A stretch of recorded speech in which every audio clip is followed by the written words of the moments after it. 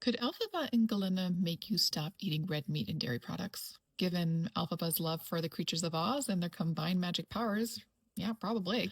But for those of us not living in Oz, we have a medical syndrome that sounds like the love child of these two powerhouses, with the same outcome, and it's called alpha-gal syndrome.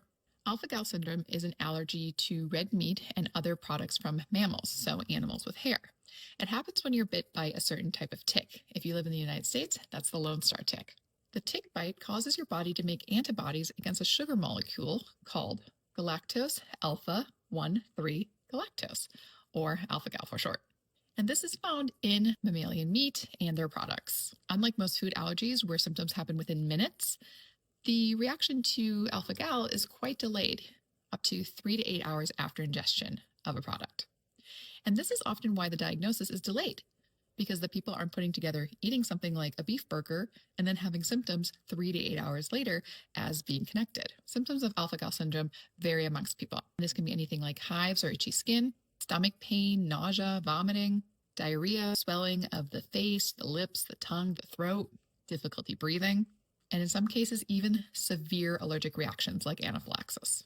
If we have a suspicion for alpha-gal syndrome, we can diagnose this with help of a blood test, where we actually look for the IgE titer against alpha-gal, but it's really important to note that we need a combination of the lab values and the clinical story.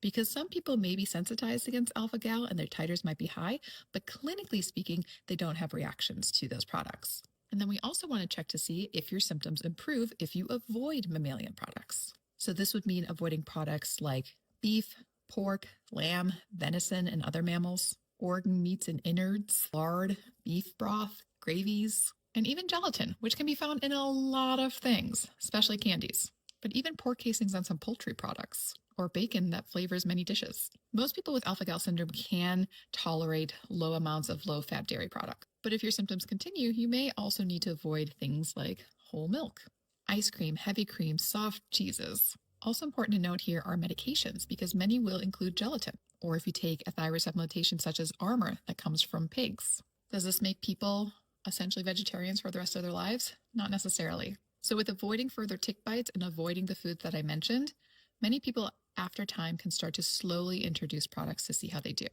If you're waking up in the middle of the night with any of the symptoms I listed, abdominal pain, nausea, vomiting, itchy skin, and you had some mammalian product for dinner, talk to your doctor about being tested for alpha-gal syndrome.